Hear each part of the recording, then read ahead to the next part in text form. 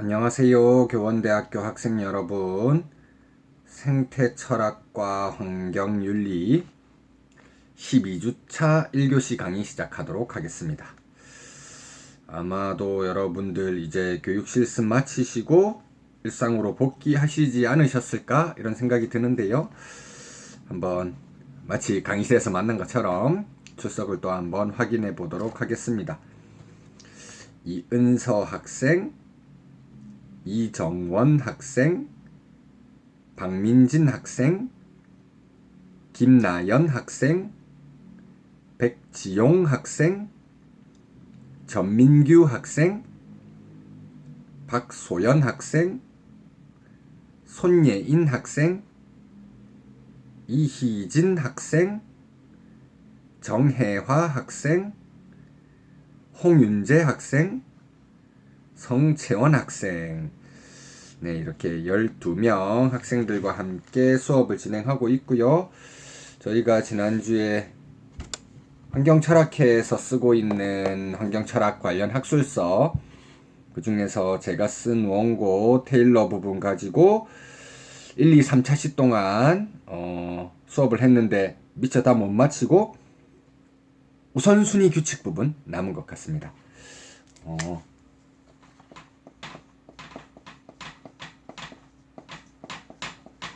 우선순위 규칙 들어가는 것에 앞서서 자연스럽게 지난 시간에 했던 내용을 조금 복습을 해보면 좋지 않을까 이런 생각이 듭니다. 여기 이제 원고 안에 있는 번호 이름과는 조금 다르게 윤리적인 내용은 아니지만 사실적인 전제로서 먼저 깔고 가는 거니까 0이라고 하면 좋지 않을까 제가 이렇게 말씀을 드렸던 것 같습니다.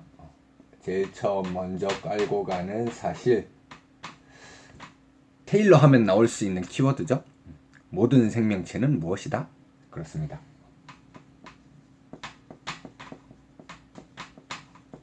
목적론적인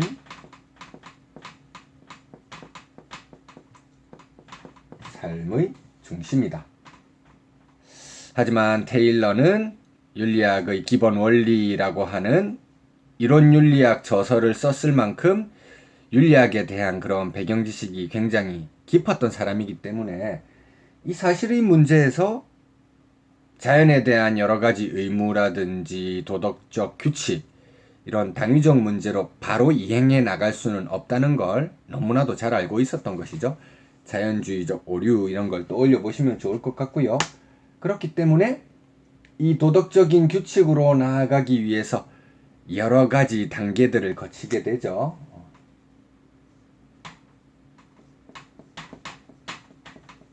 그 다음으로 들게 됐던 게 신념, 특정한 신념 체계를 가져야 한다. 이게 생명 중심적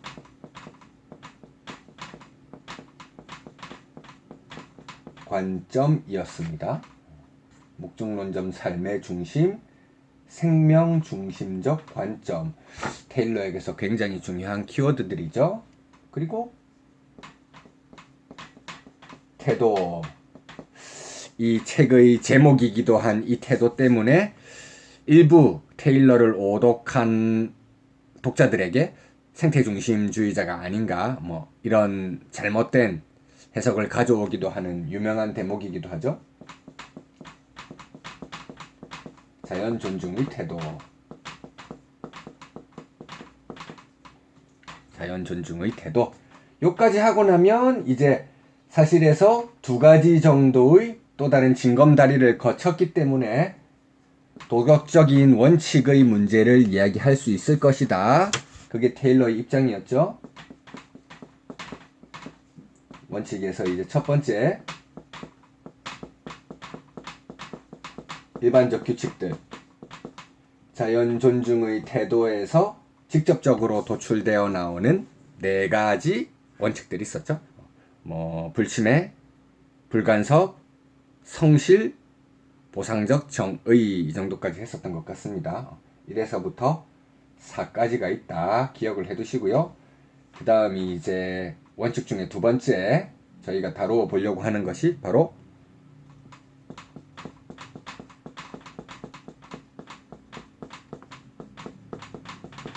우선순위 규칙이 되겠죠. 일반적 규칙은 동그라미 1부터 동그라미 4까지라고 한다면 우선순위 규칙은 동그라미 1에서부터 동그라미 5까지가 될 겁니다. 이런 방식으로 테일러는 이제 필기를 해두시면 한 장으로 마인드맵이 그려질 수 있는 그런 부분이 되겠죠. 17쪽부터 그 내용에 대해서 한번 천천히 읽으면서 이야기해 보도록 하겠습니다. 오늘은 우선 이렇게 1교시는 테일러 읽으면서 마무리를 한번 해보고 2교시에 레오폴드 들어가고요. 레오폴드는 사실 전문적인 윤리학자가 아니기 때문에 우리가 다룰 만한 내용이 그렇게 크게 많지는 않습니다. 그래서 간단하게 살펴본 이후에 여러분들 지난주와 이번 주까지 조금 테일러 이론적인 내용 학습하시느라 많이 힘드셨을 것이기 때문에 이 생명의 진화에 대한 그 또 유명한 학자죠. 최재천 교수님 입장 담겨 있는 그런 영상물 하나 보는 걸로 그렇게 오늘은 진행하려고 합니다. 17쪽 보겠습니다. 우선순위 규칙. 테일러가 보기에 생명 중심주의 윤리가 해결해야 할 가장 큰 과제는 인간과 다른 존재 사이의 이해관계가 충돌할 경우 그들 사이의 경합하는 갈등의 우선순위를 결정하는 일입니다. 그와 관련해서 우선순위 규칙들을 여러 가지 제안하고 있는 거죠. 지금까지 검토한 생명중심주의 윤리논의와의 일관성을 유지하기 위해서 이런 충돌의 해결에 있어 언제나 인간의 이해관계에만 특권을 주어서는 안 됩니다. 어떤 해결책이든 기본적으로 다른 생명체의 본래적 존중 가치를 인정해야 하는데요. 테일러가 이런 갈등 문제를 해결하기 위해 제시하는 여러 가지 우선순위 규칙들은 다음과 같습니다. 해서 여러 가지 내용들이 나오는데요. 여기서 이해관계라고 하는 표현이 나오고 이해관계의 두 가지로 나누어질 수 있거든요. 이 두 가지 구분되는 것을 일단 생각하고 우선순위 규칙으로 들어가면 여러분들이 조금 더 쉽게 알게 될 겁니다. 기본적인 이해관계와 부수적인 이해관계로 구분을 하는 게 먼저 필요할 수 있습니다. 기본적이라는 건 생명 유지하는 데 필수적인 것, 부수적이라는 건 그 정도는 아닌 것, 이렇게 생각하면 좋을 것 같아요. 인간에게 있어서도 기본적 이해관계, 부수적 이해관계 이런 게 있을 수 있겠죠. 동식물에 있어서도 마찬가지일 거고요. 이런 입장으로 구분을 해두시고 차근차근 하나씩 살펴보면 좋을 것 같습니다. 자, 그리고 이제 5개가 있는데 첫 번째와 이후에 나오게 될 2, 3, 4, 5 이 첫 번째 우선순위 규칙과 2, 3, 4, 5 우선순위 규칙을 또 나누어지는 핵심적인 게 인간에게 직접적으로 해로운 것인가? 그렇지 않은 것인가? 이 측면에서 나누어집니다. 첫 번째가 인간에게 해로운 경우에요. 자기 방어의 규칙입니다. 이 규칙은 도덕적 행위자 자신을 보호하기 위한 목적으로 자신에게 위협적인 유기체를 희생시키는 것을 정당화해주는 것입니다. 다른 생명체가 인간의 생명을 위태롭게 할 경우에 우리는 자신의 이해관계를 더 소중하게 여기는 태도를 승인할 수가 있습니다. 예를 들어서 맹수가 우리를 위협할 때 그 맹수를 죽이기 위해서 총을 쏜다거나 창으로 찔러 죽인다거나 이런 건 당연히 허용될 수밖에 없다. 그걸 말하는 것이죠. 다만 이 규칙은 자기 보호의 수단이라며 무엇이든 허용하는 것은 아닙니다. 오직 도덕적 행위자의 존재와 기능을 유지하려는 목적에 부합하면서 유기체에 최소한의 피해를 입히는 수단만 허용될 수 있습니다. 그리고 그 수단과 효과는 같지만 도덕적 행위자를 공격하는 유기체에게 해를 덜 입힐 수 있는 대안이 존재하지 않아야 합니다. 예를 들어서 이제 아까 제가 맹수의 사례를 이야기했는데 꼭 죽이지 않고서도 인간의 생명을 보호할 수 있는 또 다른 방법이 있다고 하면 그런 방법을 강구해야만 하고 불가피한 경우 다른 생명체 해치지 않고서는 인간의 생명을 유지하는 것 자체가 어렵겠다. 그런 경우에는 그것을 희생하는 것도 가능하다는 겁니다. 가능하면 희생하지 않고 자기 방어하는 게 조금 우선이라는 것이고요. 이렇게 알아두시면 되겠죠. 자, 1번 치기 인간 자신에게 해로운 경우. 그 다음 2, 3, 4, 5는 인간에게 해롭지 않은 경우를 이제 이야기하게 될 거예요. 두 번째, 비례의 규칙입니다. 인간의 부수적인 이해관계와 동식물의 기본적인 이해관계가 충돌하는 경우입니다. 자, 동식물의 기본적 이해관계, 인간의 부수적 이해관계. 당연히 뭐가 앞서야 되는가? 여러분들 쉽게 대답할 수 있을 것 같습니다. 여기서 인간의 부수적 이해관계는 자연 존중의 태도와 본질적으로 양립할 수 없는 것에 해당합니다. 여기서 가장 쉽게 예로 드는 게 명품 소비를 위해서 악어백 이런 거 만들려고 악어를 죽여서 가죽을 희생하는 거. 밍크 코트 만들기 위해서 밍크 그 동물들을 막 학살하는 경우. 이런 게 대표적인 사례라고 할 수 있겠죠. 이런 경우 야생 생물이 인간의 목적을 위한 도구적 가치만 있는 것으로 간주되기 때문에 이것은 당연히 자연 존중의 태도와 양립할 수 없을 것입니다. 예를 들어 불필요한 명품 소비를 위한 악어의 희생은 비례의 규칙에 의해서 금지된다. 제가 방금 예를 들어 드렸던 내용이죠. 세 번째, 이게 여러분들 약간 어려울 수 있죠. 최소 해악의 규칙. 두 번째와 똑같습니다. 동식물의 기본적 이해관계, 그리고 인간의 부차적 이해관계. 이 두 가지가 부딪힌다는 점에서는 동일한데요. 인간의 부수적인 이해관계, 이게 명품 소비와 같은 좀 이렇게 동식물을 도구로만 사용하려고 하는 이런 이해관계와는 다른 겁니다. 인간이 지금까지 만들고 유지해온 이 문명사회를 계속 유지해 나가는데 필수적으로 요구될 수밖에 없다. 이렇게 인정되는 경우에 한정해서 인간의 부수적 이해관계에 손을 들어주는 것. 이게 이제 세 번째 우선순위 규칙과 관련된다. 이런 방식으로 생각하면 좋을 것 같습니다. 최소 해악의 규칙이라는 건데요. 이것 또한 인간의 부수적 이해관계와 동식물의 기본적 이해관계가 충돌한다는 측면에서는 앞선 규칙, 비례의 규칙과 동일하다고 할 수 있습니다. 부딪히는 이해관계가 동일한데요. 여기서 인간의 부수적 이해관계가 조금 성질에 있어서 차이가 있다는 거예요.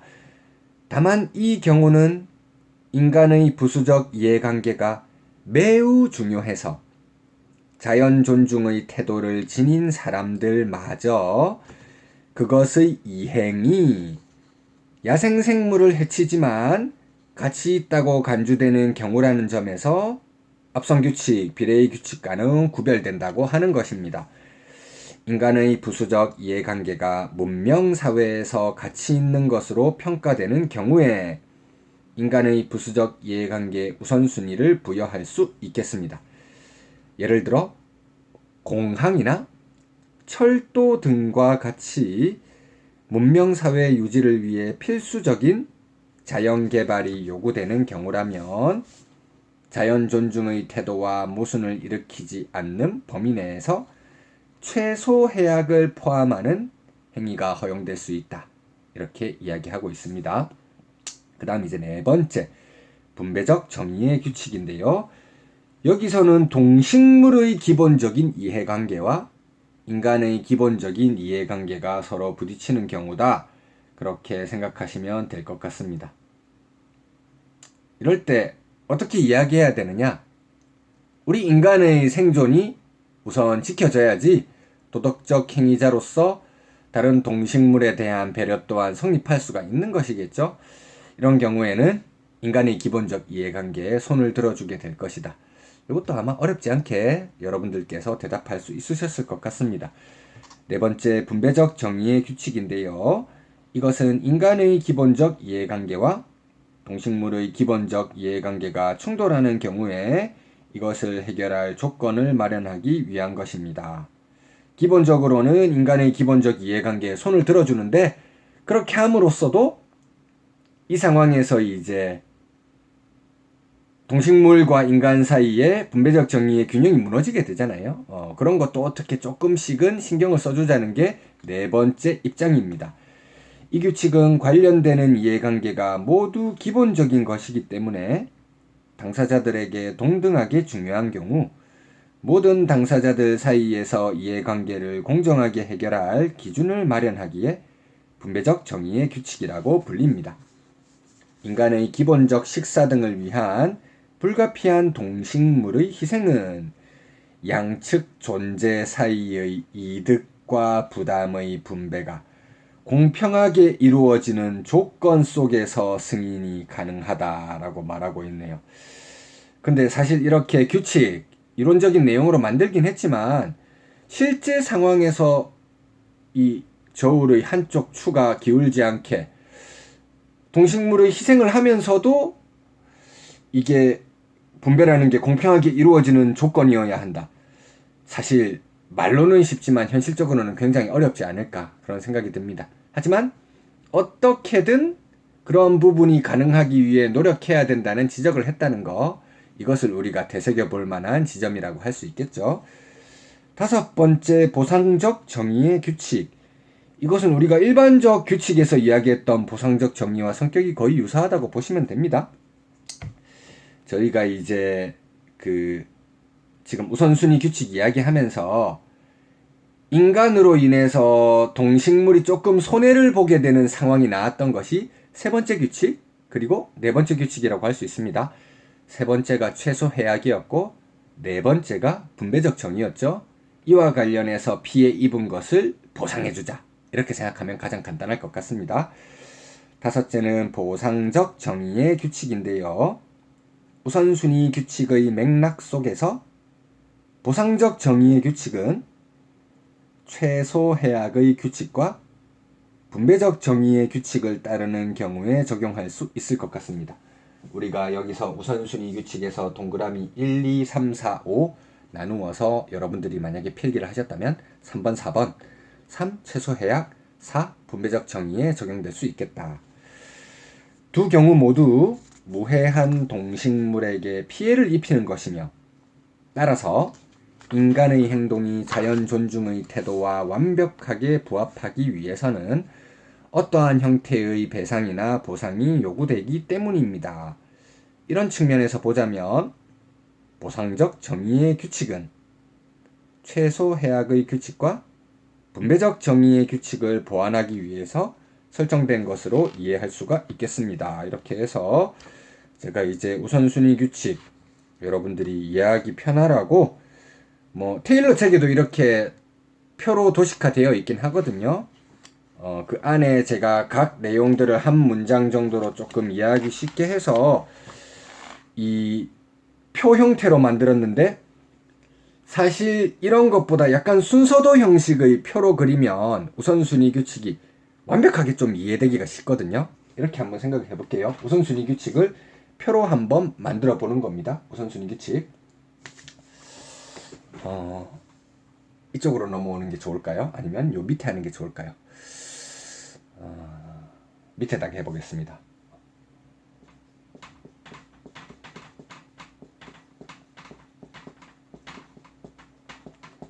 인간에게 해로우냐? 인간에게 해롭지 않으냐? 이걸로 우선 나누겠습니다. 인간에게 해롭다. 인간에게 해롭지 않다. 지금 우선순위 규칙 여러분들 조금 쉽게 이해내지 암기를 하시라고 도식화를 해드리는 겁니다. 인간에게 해롭다. 이건 바로 쉽게 나오죠?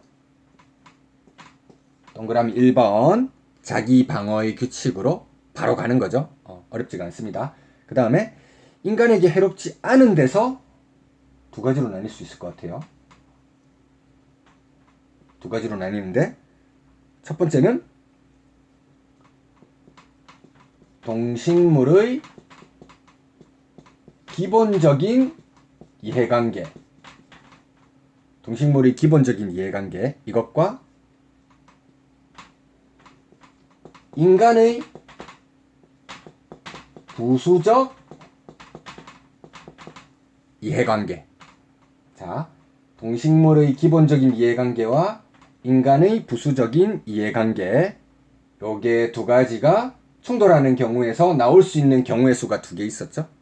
여기서 동식물의 기본적 이해관계에 우선순위를 주는 동그라미 2번 비례의 규칙이라고 하는 것이 있었고요. 그 다음 동그라미 3번은 문명사회에서 필수적으로 요구되는 경우, 동그라미 3번은 이제 문명사회라고 하는 조금 예외적인 내용을 필기로 하나 써주면 좋겠죠. 지금 화면이 작아서 조금 안 보일 수도 있을 것 같긴 합니다.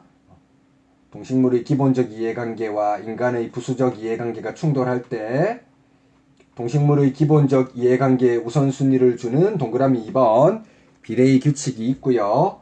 동일한 경우지만 문명사회 유지에 필수한 인간의 부수적 이해관계라고 하며 거기에 우선순위를 주는 3번 최소 해약 규칙이 있었습니다. 그 다음 동식물의 기본적인 이해관계와 vs 인간의 기본적인 이해관계가 충돌하는 경우가 있었죠. 요게 이제 동그라미 4번 분배적 정의의 규칙과 관련되는 내용이고요. 마지막 5번 보상적 정의의 규칙은 1, 2, 3, 4 중에서 무엇과 관련된다? 그렇습니다.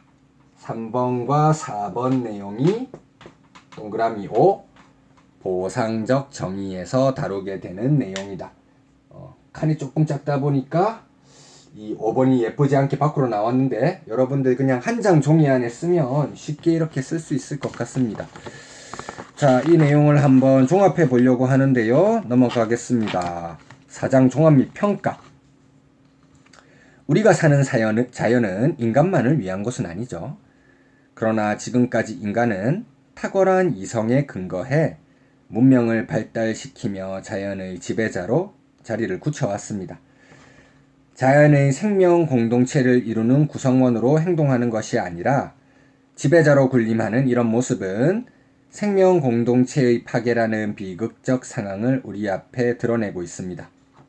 이제 인간도 겸손하게 자연의 한 구성원의 위치로 돌아가 다른 구성원들을 배려하는 마음이 있어야 할 것 같습니다. 이런 측면에서 자연 존중의 태도는 우리가 반드시 지녀야 할 궁극적 태도라고 말할 수 있겠죠. 그 다음 내용이 이제 이 0번에서 3번 사실에서부터 원칙까지 나아가는 내용들, 이 사실과 가치 사이의 논리적 단절성을 극복하기 위해 신념과 태도 이런 내용들 넣으면서 노력했다는 이론적인 공헌 그 단락에서 말하려고 하는 거고요. 써져 있는 내용이기 때문에 21쪽으로 넘어가겠습니다. 그럼에도 불구하고 이제 비판점들이 있으니까 그런 걸 알아보면 좋겠죠. 21쪽 넘어왔습니다. 다만 이렇게 써져 있는 이론적 시사점에도 불구하고 테일러가 제시한 여러 가지 실천적 규칙에 대한 비판들도 제기됩니다. 먼저 자연 존중의 태도로부터 직접적으로 도출된 일반적 의무에 대한 비판을 살펴보겠습니다. 테일러는 자신이 제시한 4가지 의무들이 그의 이론이 전제하는 생명 중심주의와 충분히 양립 가능한 것이라 설명하고 있습니다.